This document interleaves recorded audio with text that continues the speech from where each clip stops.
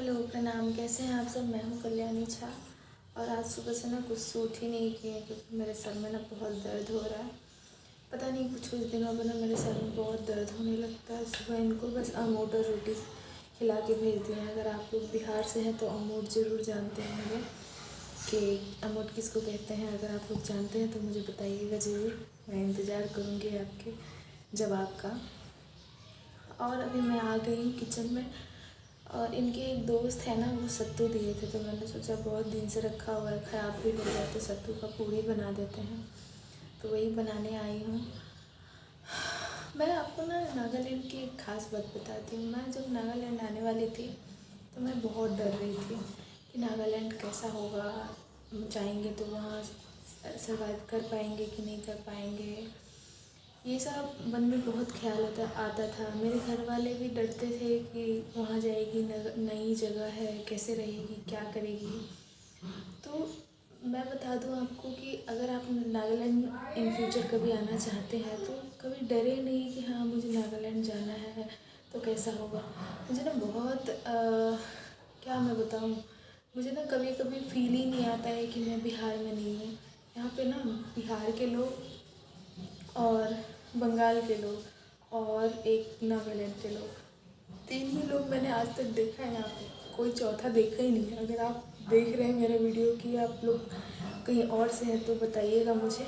Light भी चली गई कि आप लोग कहाँ से हैं। मैंने अभी 2 महीने में बस ये तीन ही लोगों को देखा है।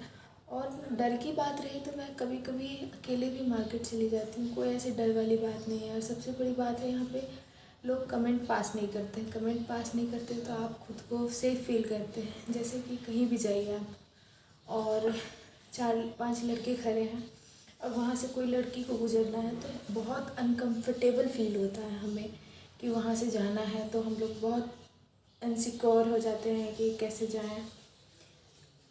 फिर यहाँ पे क्या है, अगर 4-5 लड़के खड़े हैं और मुझे वहाँ से गुजरना है तो मैं एकदम आराम से जा सकती हूँ। वो लोग आपस में ही बात करते हैं।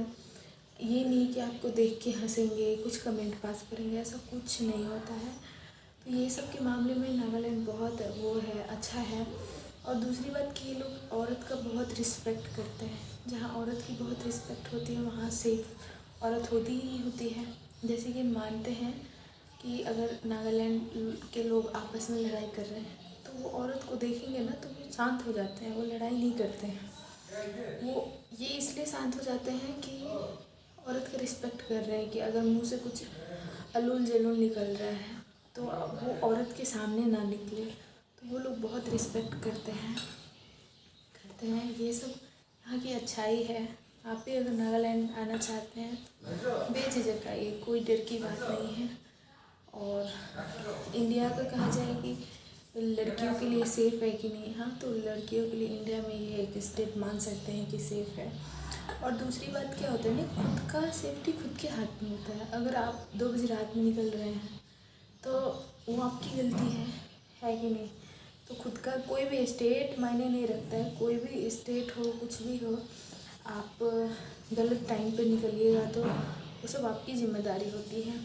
तो यहाँ पे तो हम लोग को लगता है कि नागालैंड बहुत सेफ़ है। अगर आप नागालैंड से हैं तो बताना कि आप लोग कि यहाँ का सेफ्टी कैसा है, नहीं है। मैं तो 2 महीना में यही एक्सपीरियंस की। कुछ आप लोगों से मन की बात किया जाए। मेरा सत्तू रेडी है, इसका मैं पूड़ी बनाऊँगी, चटनी बनाऊँगी, बस यही है हमारा खाना। और आप लोगों को मेरा अगर ब्लॉग पसंद आता है तो पसंद आता है तो लाइक शेयर कमेंट ज़रूर करिए।